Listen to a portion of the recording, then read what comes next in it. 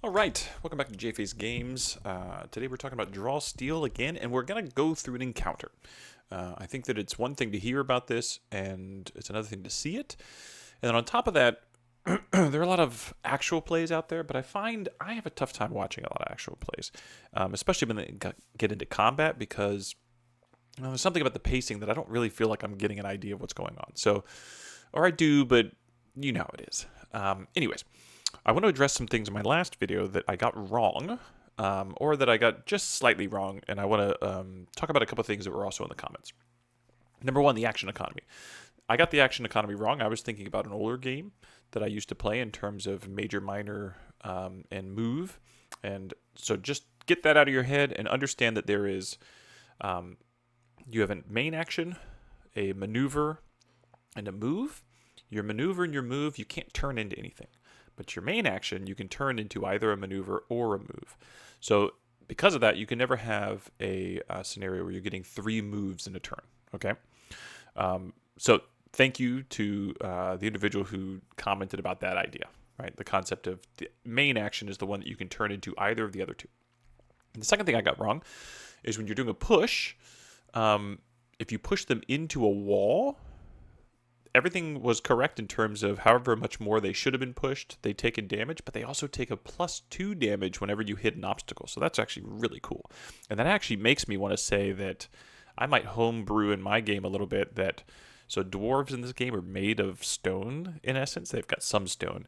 But I could see if you're like a fury or a tactician dwarf and you've got like mountain, the mountain kit or the heavy armor kit, that you could push enemies into them, and if you did, you'd get +2. So if someone else in your party just shoves them into you, it's like hitting a wall. Anyways, I digress. The other thing I want to say about pushing that I didn't talk about is stability. So every character has a stability score, and whatever their stability score is how much they reduce movement. So someone was concerned about, well, does it just become a push fest? Like, could you have a lot of enemies just pushing people around? And it could, but if you're a hero who is, for instance, a dwarf, and you're a melee class, and you take something like mountain or one of these kits that makes you like more of like a stalwart protector, you might have a stability of 3 at first level, right? And if you have a stability that high, it means that if someone were to push you, you subtract the push from the stability, or you subtract the stability from the push. So if they push you 3 spaces, you don't move. Or if you've got a stability of 2, you move 1 space, right? So there's ways of building that up. And then the final thing is someone was concerned about the sort of Minion Rules, where they have linked hit points. And they were making the comment that if you have linked hit points, that's kind of thematically doesn't make sense. It's kind of a weird mechanic. I don't disagree with that per se, but I've seen a lot of other games that do minions with like 1 hit point. It starts to mess with the action economy because then you need lots of actions to attack lots of them. So maybe you can't do it at first level, but at like 5th level, you're able to start doing stuff. I would say put aside any sort of dissidence you might have from the rule mechanic and just see how your players experience it, right? Because when it comes down to it, it doesn't matter how I feel about a rule. If when my players engage with that rule, they're like, yes, that felt great, then I'm going to say, all right, we're going to do it because they had fun, right? And that's the bottom line, is did they have fun with the rule? If I've got a player who's a fighter and like they go into an encounter, kill a bunch of stuff, and then afterwards they're like, I'm legally changing my name to Achilles, I feel like a badass, guess what? We're going to stick with that rule. All right. So that was my comment about the previous video. Let's get into this. Now, I'm going to do a side-by-side. Well, this is going to be tough. Let me do this. If you haven't played the Delian Tomb, spoiler, this is an encounter from the Delian Tomb. So if you haven't played it and you want to skip it, go ahead. So here is the encounter on the right, and this is the Delian Tomb. I've got 4 characters. Now, I've created 4 different character sheets. There is a website called Forge Steel, I believe. It's a GitHub where you can walk through this process. Let me see if I can pull it up. This is Forge Steel, the website, where you can walk through and create characters, and it is amazing. It takes you through the whole character creation. I had all my players do it. It's very fast and intuitive. It's wonderful. Now, I've created 4 different characters. I've got an elf tactician, I've got a human elementalist, I've got a dwarf fury, and I've got an orc shadow. This is going to feel a little bit like playing with new players because I haven't played any of these classes, right? And I want to make that clear is that the last video I was talking about how smooth it is as the GM side to play. I've not been a player yet, right? And there is a lot of management for the player in terms of their abilities, but they're only handling just their character and just their abilities. So it's, even though it's a lot of management, it's not too bad from what I saw. So anyways, we'll get into it. So first things first, the first thing that's going to happen is we're going to roll for initiative. So we would get just a single D10. We're going to roll it. A 5 or lower, the bad guys go first. 6 or higher, the good guys. So it looks like the baddies are going. And so at this point in time, let's go ahead and have them go. So now I've got my little Congo line over here, the initiative, the zipper initiative, I think they call it. So I'm going to engage with this red group. So this red group's going to go first. I'm going to have this Goblin Warrior go first because he is the captain of this squad. Let's see how far I can get him up. He goes 6 speed. 1, 2, 3, 4, and he's going to attack the rogue. Now when he attacks the rogue, he's going to roll his power roll. 14 plus 2, 16. So he's going to do 4 damage. 4 damage to our rogue. So Oak Rogue takes 4 damage. Oh no. Now, does he have any abilities that trigger? Does he have a trigger ability? This is where you have to always this is where knowing this would be great. You take damage. You have the damage, then you teleport up to 4 squares after the triggering resolves, right? That's amazing. All right, so he's going to have the damage and then pop over here. That's really good because that really foils my plans that I was going to have for this scenario. So halves damage, gains back 2 health. All right. Well, now the rest of these little gobbies go. These are the spine cleavers. They can charge. So that's a problem for this guy. So this guy's going to come over here, and then he's going to charge. No, they don't charge. Sorry. He's going to come over here. He's going to 1, 2, and he's going to attack from here. Why? Because he gets this +1 damage. Whoops. +1 bonus damage if he's next to a captain. +1 bonus with captain. With captain, I think that means adjacent. So he's going to do that right there. Now remember, I'm going to roll this die, and it's for all of these minions, so I don't have to think about it from now on. 17. All right, so they're all doing max damage. That's going to be bad for them. So first, this guy's going to go here. He's going to do 5 damage to this Elementalist. So the Elementalist, which was our human, takes 5 damage. Oh, this is going to be a brutal, brutal, brutal scenario. He does 6 damage because of the fact that he's next to his captain. And he pushes. So now he's going to push 4 spaces. And so that'd be 1. And then he can't move anymore. So we take another 3 damage. He just goes and gets slammed backwards. He has stability 1, which is good. So he only takes 2 more damage. All right, perfect. All right. Next guy. This guy's going to come up. Now let's let the pain continue. He's going to come up. He's going to do his 5 damage, and he's going to do 5 damage, push 4 on this guy. This is brutal. So 5 damage, it would hit him, and then it would do another 4 damage because he's smacking into him, and it would do, I'm guessing, 3 damage because he's got the stability. So we have this guy takes 3, and then we have our tactician takes 5 plus 4 is 9. Brutal, brutal, brutal. The next 2 guys are going to go, and here's the thing, is that once you've already gotten this out of the way, the other ones technically, as a minion, should just be doing their 2 strikes if they're hitting the same target. But they say try and spread it out. 1, 2, 3, 4, and he's doing the same little Congo line ability. So he's going to hit here. He's going to hit our dwarf. Our dwarf's stability is 2. So he hits him for 5, and they would do push 4, but it's only going to do 2 damage, so 7. So now we're at 27. Make sure I'm doing this right now. 7 damage, 26. Right, and then there are this guy back here. Oh, push 2. Right, so let's do that again. 5. Yep, 7 damage. Good. And then I don't know what. So technically, if he would have only had to move 2, that means the rogue's only going to take 2 damage, right? Because that stability, he was able to absorb some of that extra push before getting pushed back, right? And then this guy's going to move up here. 1, 2, 3, 4, and he's going to do just his free strike, which is 2 damage against the dwarf. Perfect. All right. All right, that's their first turn. That's a pain in the butt, right? That was really awful for them. Let's say, now the good thing is our dwarf, he's going to gain one more heroic resource. So I started them all at one heroic resource, because technically in the scenario, they would have already gotten a victory, which means they start with one heroic resource. Now, he gets one because he got hit in combat.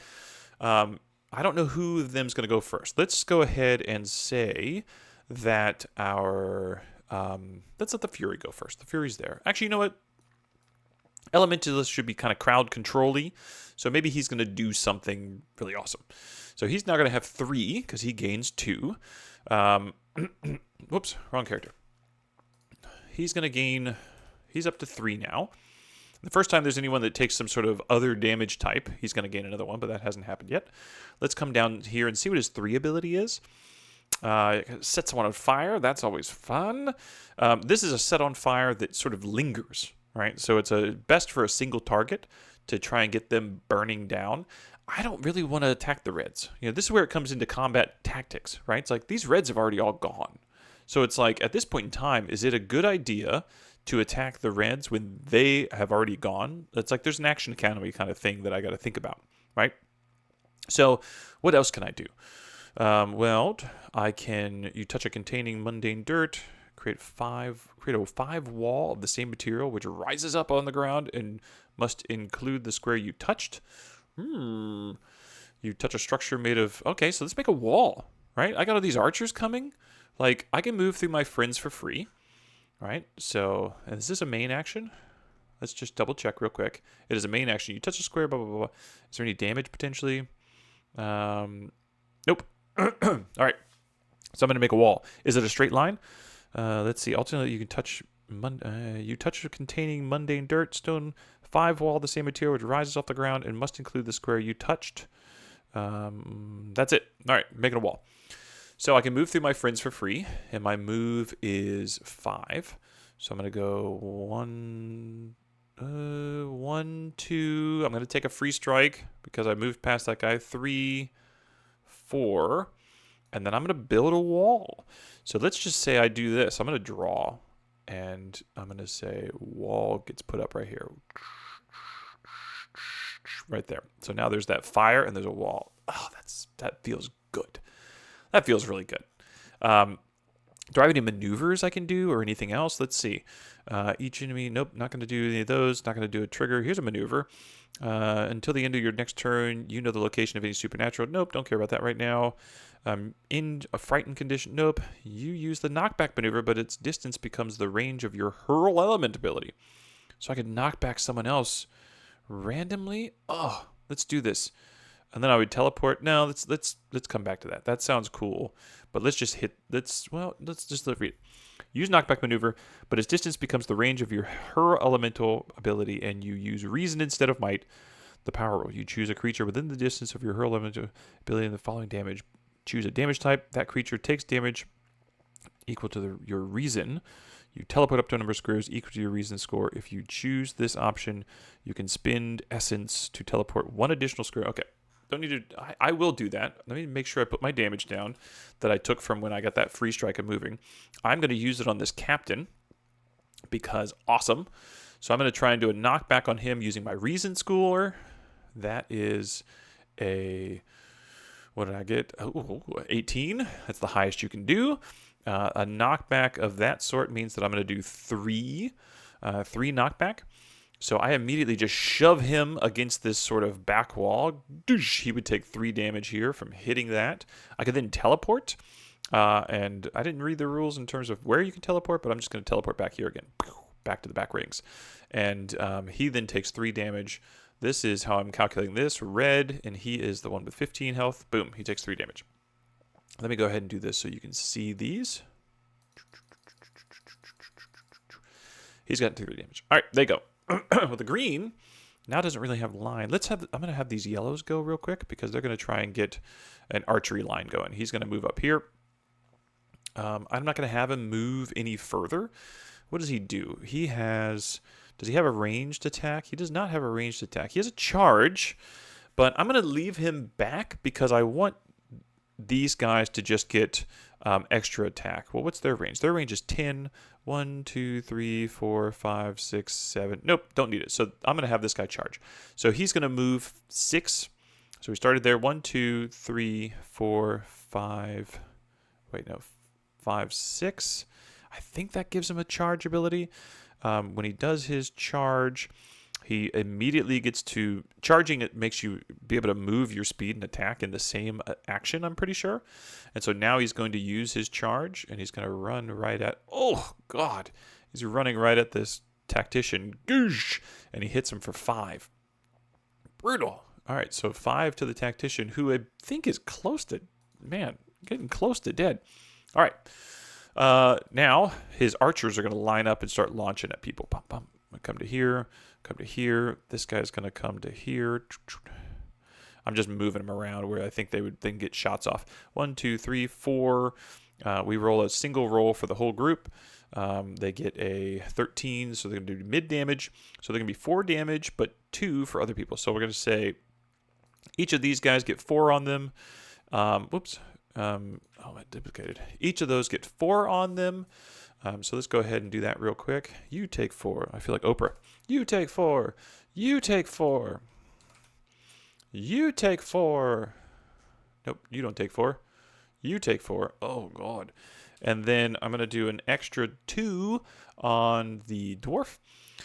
And the other thing to know about this is the dwarf is going to get an extra one because he took damage for the first time this round. Unless I already did that. I hope I didn't, but I might have. I had to have. Okay. So, what's next? That would be their turn. They've all kind of done their thing. They've shot their arrows. This guy charged in, so now it would be another one of our heroes. Things are getting spicy in here. I would say that we probably want the... let's just go ahead and have the Orc Fury go. I have no idea what he's going to do. He's going to do something, or the Dwarf Fury. But the Tactician probably needs to heal himself. So we're going to have the Tactician go. Tactician gets two resources. He should have had 1. Nope, I'm looking at the wrong person. Tactician gets 2 resources. That puts him to 3. First time each round that you or an ally has damaged a marked creature. Haven't marked anyone. If an ally uses a heroic ability, you get 1. Perfect. So he has 4. So I already know he's going to use his maneuver to heal himself. All right, that's going to be important. So he's going to use his maneuver to, I think the term is catch your breath. So he burns one of his recoveries in order to catch his breath. So that's his maneuver. For his attack, he has, what has he got? He's got 4 heroic resources. I'm going to use the target can, signature ability trigger. Nope. Here we go. What does this one do? I can daze someone, concussive strike. Oh, he's an archer. That's right. I want to get my buddies doing stuff because that's where things get interesting. The target can use a single ability as a free triggered action. Can I have anything I can hit multiple people? 1 creature, 1 creature, 1 ally, 1 creature, 1 creature, 3 allies, but that have 5 ability. Okay. I can mark someone for 1. So let's go ahead and a free triggered action. You or an ally use an ability to deal damage to a creature marked by you. No, that's a... oh, here's Mark. Mark is a maneuver. I can't maneuver. So I'm going to disengage to get some distance. Right? So disengage of 3. 1, 2, 3. Fall back a little bit. So that's my move. That's my maneuver. And now I'm going to use an action. And I'm just going to go ahead and tell my buddy to smack someone in the face. So I'm going to use this one, strike now. And I'm going to use it on the Dwarf Fury. And so the Dwarf Fury is now going to be able to do some sort of, let's do this real quick, do one of his abilities. It's not the start of his turn, so he's not going to get more stuff. So I only have the 2, and let's just have him smack something as hard as he can. Impaled. So let's go ahead and do that. I'm going to hit one of these minions. So 16, 17, 18, 11 damage, and they're grabbed. I don't really need to grab them, but 11 damage to this guy. And if I do that, that means that I'm going to kill 2 of them. So in essence, I cleave through 2 of these reds. And I'm going to say it's this one and that one. So perfect. That would be his turn. Now we have the, that would be the end of his. So now it's back to me, back to the GM. I'm going to get my other archers going, I guess. So this guy's going to come over here, and he's going to try and move 6. 1, 2, 3, 4, 5, 6. Oh, he can get there. He can get there. He doesn't need to charge, but I'll still use that ability. And he does 4 damage to our dwarf. And now the dwarf gets another one of these because another D3 of these because he was taken to. Oh, whoops! I was supposed to do this, so that would have been 1 for that. I'm supposed to roll a D3 for these, so that gives him 4. So now he's ready. He's getting very ready to smack some faces. Then my archers come around. They've got to go a good distance. So 1, 2, 3, 4. I really need some AoE right now. 1, 2, 3, 4. 1, 2, 3, 4. 1, 2, 3, 4, 5, 6. So he's gonna shoot that way. So let's roll our D10s. They roll a 13, so they're going to be doing what? How much damage do they do? They do 4 damage, and I'm going to spread it around. So that'd be 4 damage to everybody. Everyone's just going to take 4 because they're all just picking a different target and doing damage, which is brutal for these guys. Now, at this point in time, everyone is hurting. All right, we got to get some bigger powers going. So let's go ahead and have our rogue go. No, we're going to have the barbarian go because the barbarian is ready. The barbarian, now it gets their. Oh, that would have been the D3 for their round. Okay, got it. They're technically at 5. So they're at 5, and this is good because now I can use this ability. The 5 ability is this thing. Oh, God, it's going to be awesome. So they're going to burn their 5 ability. And I've got this nice little Congo line right next to me. And what I'm going to do is I almost want to get this guy into this mix. Unfortunately, I can't. If I could just line them, I can. All right, watch this. This is where we start to have a little fun. He's going to do a grab attack. Okay, so he's going to grab, and he gets a. Did that grab? That does not grab. Oh, brutal. So he would have tried to grab. He fails at grabbing. Okay, so that's my maneuver. Well, that's a bummer. And I've got to move still.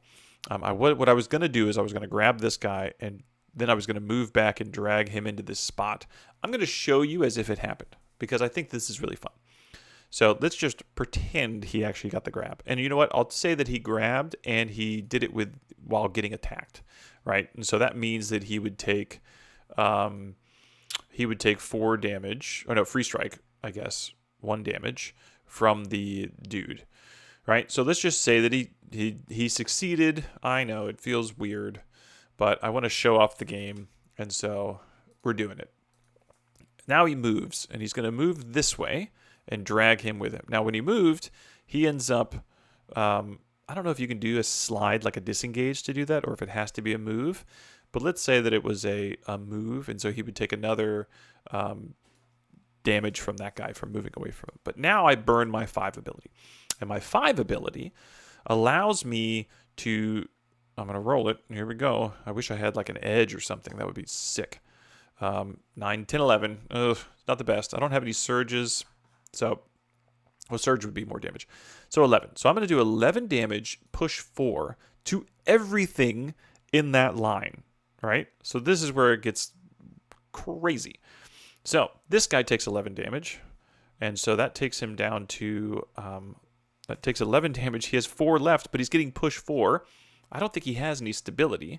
His stability is 0. So I do another 4 damage as he slams into this guy, and then he dies. This guy takes 4 damage from getting slammed into. So red takes another, we'll say that goes up to 15 now. So that would kill another one because there's only 1 left, right? This guy then takes 11 damage, if I'm reading this right, and he gets pushed 4, right? So he dies. And this last guy would then take 11 damage and push 5 or push 4. So let's read it. Let's read it again to make sure everyone gets this. The targets.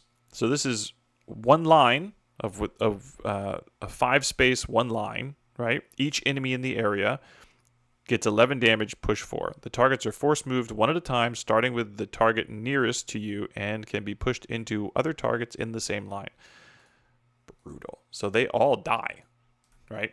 He just smashes them. Drags that one in, takes a couple damage, smashes them all together. That feels good. That's nice. That's nice. All right, now they go. We've already had the blue go. Now the green goes. Green is in a little bit of a pickle because of this wall that our element has put up. So he's going to have to run around 1, 2, 3, 4, 5. And his movement is what? His movement is 6. 6. And then he can move a second time. 1, 2, 3, 4, 5, 6. And then he's got a maneuver, right? So he's going to defend as a main action. So what kind of maneuver can he do? He'd probably do a... I don't know if you can aid from distance, right? Let's see. What does aid say? Aid is enemy adjacent to them. So nope, can't aid from distance. Could catch breath. Nope. Could do a knockback. Nope. Okay, so he just gets there. If he had a consumable, he could use it, but he just gets there. These guys... Oh, but he could charge. Oh, no, but he used his main action to get a second move. Well, let's see if he could have gotten there the other way. 1, 2, 3, 4, 5, 6. And then charge, I think you have to have a straight line. 1, 2, 3, 4, 5. Like, he couldn't charge and do that, I don't think. So, 4, 5. I think he can get 6. 1, 2, 3, 4, 5, 6. 1, 2, 3, 4, 5. Yep, he can get there. So he'll get there and he'll assist. So he's just going to do an assist on this guy for his maneuver, making it so people have edges if they attack him. So let's go get this dude up. These guys are just going to have to run around, right? 1, 2, 3, 4, 5. 1, 2, 3, 4, 5. They're just getting over here. I'm just going to move them real quick and not worry about spaces because I'm just trying to speed this up. All right, perfect. And then the roguey rogue goes. And the rogue is going to get a D3. So it's going to be 1. And then every time I use a surge, I get an extra 1. And if you use a heroic roll, you can spin 1 less if you've got an edge. So they got to get edges. If he could disappear, if he could do that kind of stuff, that would be awesome. And I think that's the kind of thing he's going to try and do now. Watch this. So he is going to use Black Ash to teleport. I got to get up to 5. If I can get to 5, it'd be delicious. So he's going to use Black Ash to teleport. And he can teleport 5 squares. So he just all of a sudden poofs, bamfs over here, right? We're going to say right there. And then he's going to use a concealment check, right? So he's going to hide. And so now he is hidden from everybody. Because first he's got to like break line of sight so no one can see him. And then he's going to hide. And then, now that was all his maneuver. So now he's moving while hidden. And he's got a move of what? He's got a move of 8. Good Lord, this guy's fast. He's going to go 1, 2, 3, 4, 5, 6, 7, 8. Back here. Way back there. Because he's a shadow and he's crazy. And now at this point in time, he's going to nerf this dude. Like, he's just going to try and smash the hell out of him. And I will use... He could technically use his get in and get out if he wanted to. Right? And so this would be... you can shift afterwards. But I don't want to use those abilities yet. I want to wait... No, I'll do it because I don't mind doing single target damage. So let's go ahead and do this. I have an edge, so that means I get +2. So now I'm getting +4 for this roll. So 8, 9, 10, 11, 12. So I'm going to do 12 damage to this guy because he's a minion. I'm going to do 12 damage to him. Oh my god, I forgot. This minion group is smaller. So each one of them has 3 hit points. Did I just do 12 damage? Holy shit. How would you describe this? I just killed all of the blue minions. So he's just going to... So he's just throwing daggers. He comes out of the shadows with a belt of daggers and just crushes face. That's wild. Okay, that's wild. I didn't think he was going to kill all those guys. That felt good. All right, so now you can see the tide has turned. They got to deal with this green party first, this green team first. And it's, well, the bad guys go first. So that's a problem because I'm going to have, as the GM, I'm going to make green go first. And also at this point in time, let's go ahead and use some sort of goblin malice. All right, each goblin, I haven't used any malice yet, so let's look at that. Each goblin in the encounter gains a +2 bonus to speed. Don't care. Each enemy in the encounter takes 1 damage for each goblin adjacent to them. Yes, let's do that. Now, at the start of any goblin's turn, you can spend malice to activate it. So, do I want to use it now, or do I want to set it up a little bit more? Let's see if I can set it up, because that way, if I can surround as many people as possible, then I might be able to do a little bit more damage with it. So the players don't know I'm trying to do that.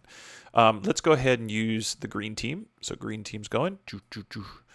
They're going to have the green warrior go. I'm going to use this. I've probably got enough, so I'm going to use this bury the point to try and make him bleed. Do you bleed?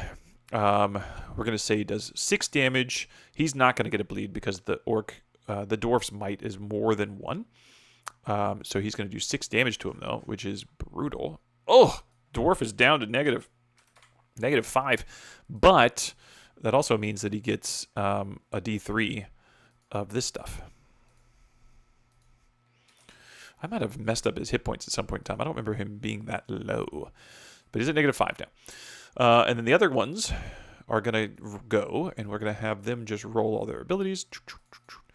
And it's going to be a 11, so they're all going to be doing 4 damage or 2 damage, right? So we're going to have this guy do 4 damage to our dwarf, so he's -9.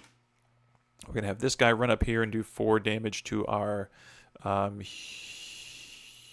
this guy, the tactician. We have this guy run over here and do 4 damage to our elementalist because you want to spread it around. Everybody loves it. And this guy, he's going to come around here and he's going to hit our dwarf for another 2. Right, so now the dwarf is at -11. Not good. Not to mention, can't heal himself. Also, if he rolls a d6, or if he does an action, he's going to take a d6 damage, right? Plus his level. So that's a problem. So we need this. We need our hero, our tactician, to heal that person. But how is he going to get to him? That's a problem. All right, let's see what tactician stuff we've got. He's going to get the tactician. Where are they? Is going to get... Ooh, here we go. The tactician's going to get another 2 of these. That takes us up to 6. Right? I haven't marked anyone, so that's probably been a problem. My main ability is everyone gets to take a free action. And that's a maneuver. So let's move first. Now, moving through an enemy is possible. It's just difficult terrain. And if I do this, I'm going to take free strikes. But I got to get to my buddy. Right, but I've got disengaged 3. That'd be 1, 2, 3. I could only get there. I gotta get to him to heal him, but I'm gonna take a lot of freaking damage if I do that. How much damage would I take? I would take free strike from him, so 2, 4. I take 4 damage, and I would move. I've got 7, so it'd be 1, 2, 3, 4, 5, 6, 7. That's fine. I'll do it. Take the 4 damage from the 2 free strikes from leaving these guys. I think I'm still adjacent to that one, so it's fine. So I'm gonna get here. And I'm going to heal him. So now he's going to heal himself. He's going to take a recovery. It takes him to 0. Dun, dun, dun, dun. All right, so now he can technically catch his breath. Now I'm going to use my maneuver, which is strike now. So everyone's going to get a free strike, right? So what does that mean?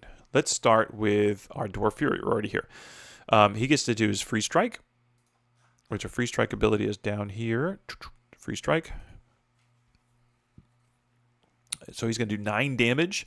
He's going to do 9 damage to, we'll say, the green mobs. So 9 damage here. That's going to kill one of them because they have 5 hit points each. And then we're going to have our elementalist go. And our elementalist has a free strike of what? What's their cool free strike? It's melee, so it's not the best. Oh, it's terrible. Does 2 damage, but it's okay because 2 damage is enough to kill one of these things because... once we broke that 10 threshold, we killed one. And then our badass in the back row, the orc freaking assassin, he is going to go, and he is going to do a ranged free strike and shoot someone. Please let it be big.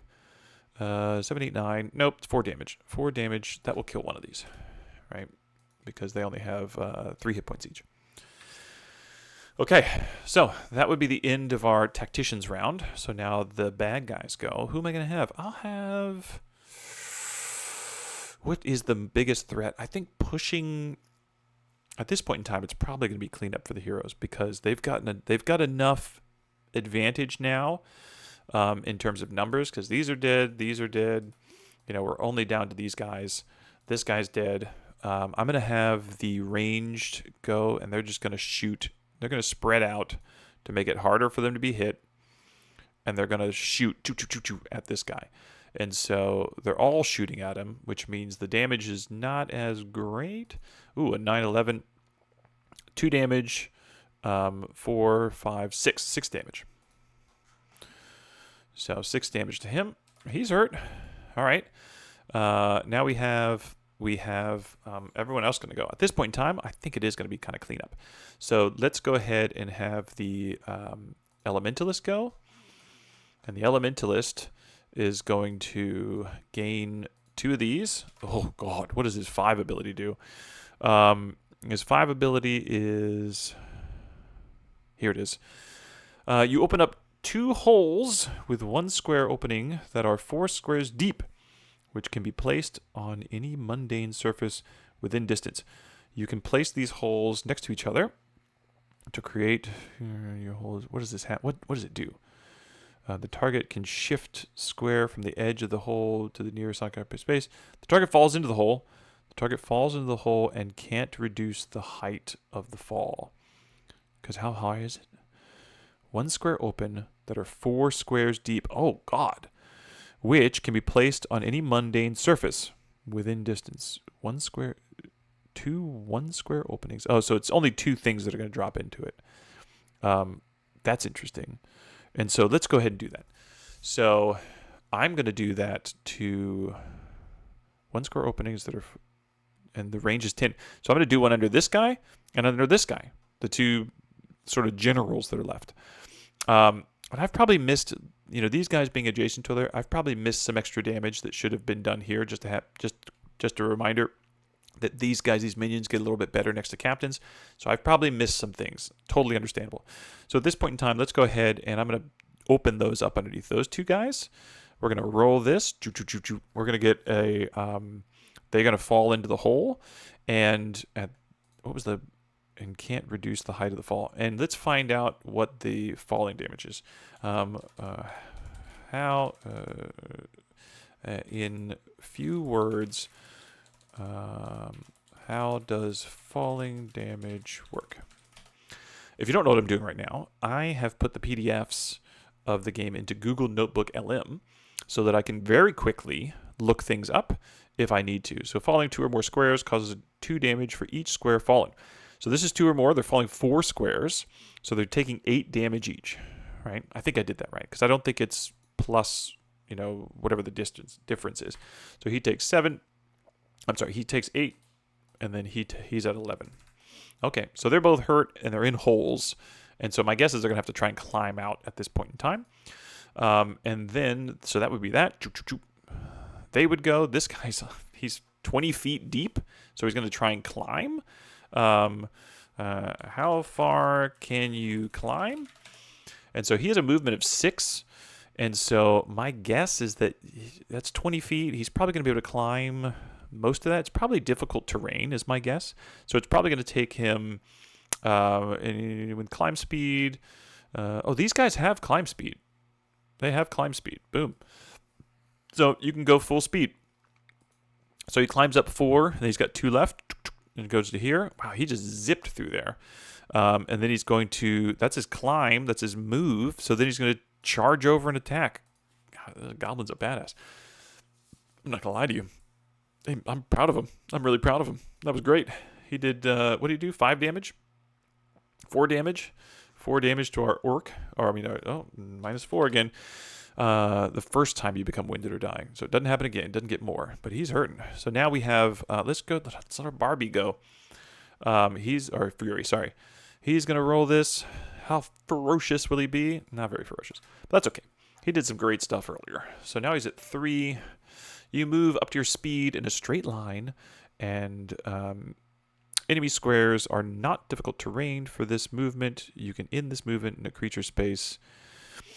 You make one power roll that targets each enemies whose space you moved through. I got to do a straight line. Oh, so this is what you do. I move first, right? How do I do this? I wish I could push them away. This is a main action, so I could probably not great. So I wish that I could have these guys in a straight line, because then I could run through them all, which would be sick. Right? This guy's in a hole, so I can't even really attack him. So you know, I'm just going to attack this dude.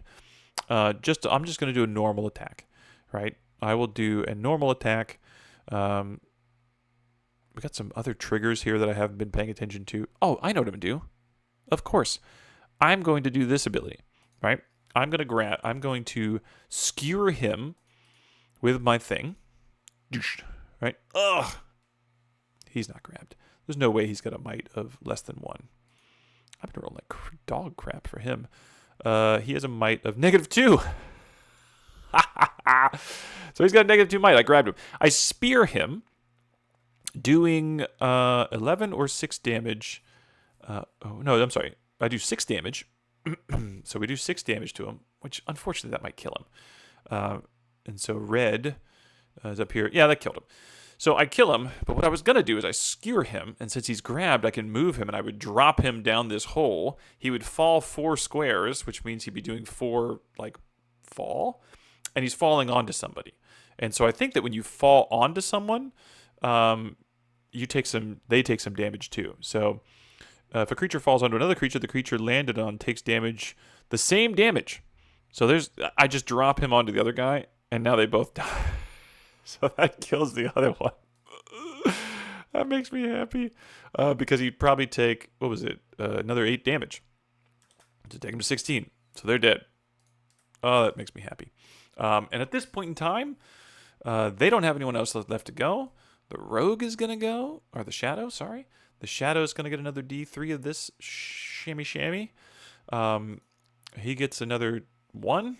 So it puts him at 3. And then maybe he's going to do some more magic stuff. And like I said, I bet this is cleanup now. I can shift my speed and then attack, and then I'd still have my move. Or I could do one of these blink strikes or something cool.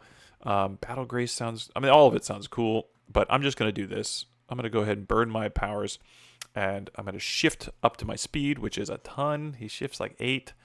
So I'm going to shift over here. And so this is...